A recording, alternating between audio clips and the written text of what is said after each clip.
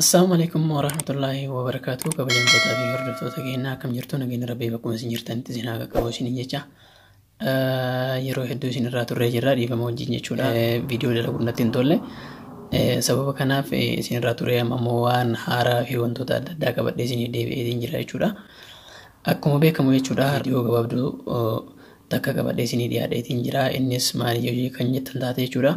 Biibar isa jedhamu jechuudha. Akkuma argitan kana isa kana jechuudha. Itti aansinee zayitii zayituuna jechuudha.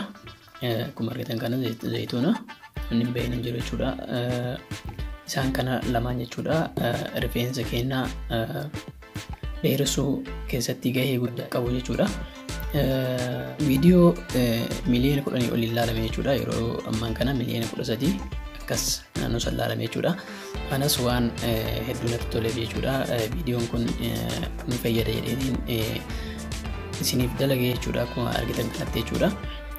Hedduu rifeensa keenya dheerina guddaa 7 keessatti jijjiirama guddaa kan argitan jechuudha. Hedduu viidiyoo baay'ee namatti tolu jechuudha. Irra caalaan ammoo warroonni rifeensa dheeressuu barbaadan warroonni akka dhiiratis fayyadamuu ni dandeettan jechuudha. Irra caalaatti ammoo shamarran keenyaaf kan dalagu jechuudha. Viidiyoo hedduu dalagee ture.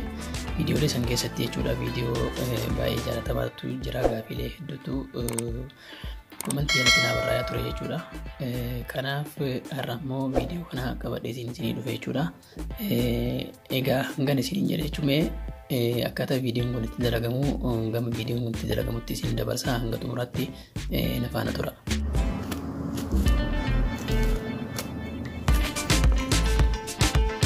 Arguu jirtan jechuudha biibara.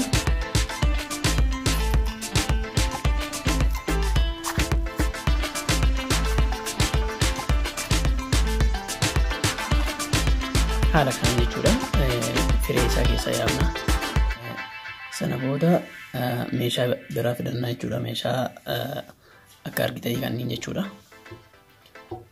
Hedduu gurguddaa ta'een kan cirannu ta'a jechuudha.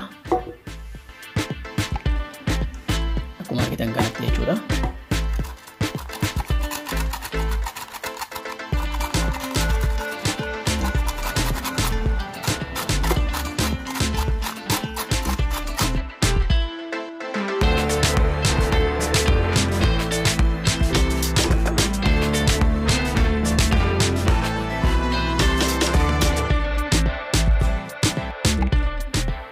Biibara jechuudha.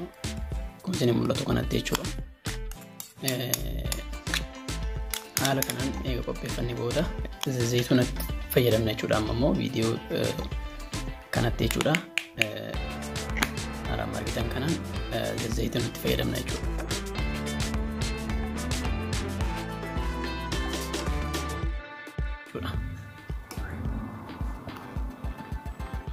Haala amma argitan kana akkuma itti fayyadama keessaniitiin viidiyoo guddiftanii dalagan jechuudha.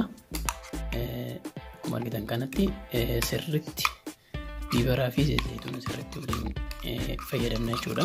Haaluma argitan kanaan zayituunaa fi biibara haala argitan kanaan eegaa fayyadamne booda jechuudha. Akkanatti haala kanaan eega qopheessinee booda jechuudha. Finnee zayituuna kanaa fi biibara kana jechuudha.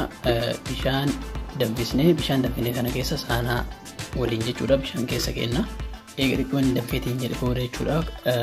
Zayituuna kanaa fi biibara kana sirriitti maacha waliin goona jechuudha. Ammas eega danfee booda jechuudha. Sirriitti naqalbeeffadhaatii akkaataa ani isinii dalage kanaan seeraan itti fayyadamuu qabna jechuudha.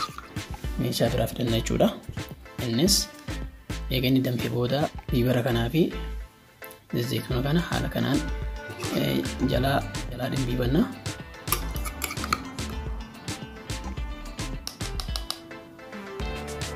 Haaluma argitan kana jechuudha.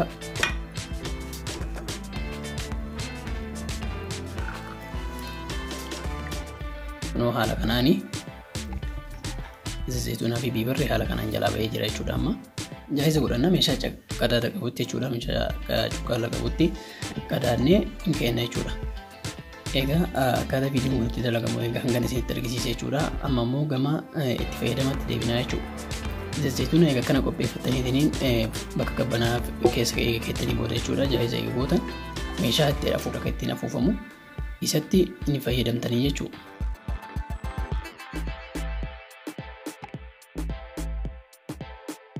Egaa isatti fayyadamtanii booda sirriitti rifeensa keessan sirriitti gara hundee hidda rifeensa keessaniitti ni afuuftanii jechuudha. Booda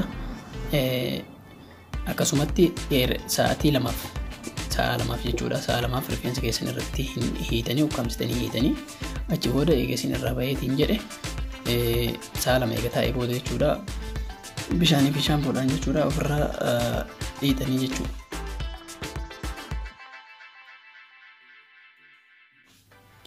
Haala kanaan torbaanitti viidiyoo kana jechuudha. Torbaanitti si'a 3 yoo fayyadamtaniitiin jettan viidiyoo charraa jijjiirama guddaa kan argitan ta'a jechuudha. Haaluma kanaan akkaataa qajeelfama isinii kenname kanaan yookaan itti fayyadamtan taate jijjiirama gahaa irraa argattan jedheetiin abdii qaba. Har'aaf immoo viidiyoo qabadhee isin dhiyaadhe kana fakkaata jechuudha. Viidiyoo biraatiin hanga walitti deebinutti like, share, subscribe gochuudha nu jajjabeessaa isin jedha. Assalaamu alaykum warahmatullaahi wabarakaatuh.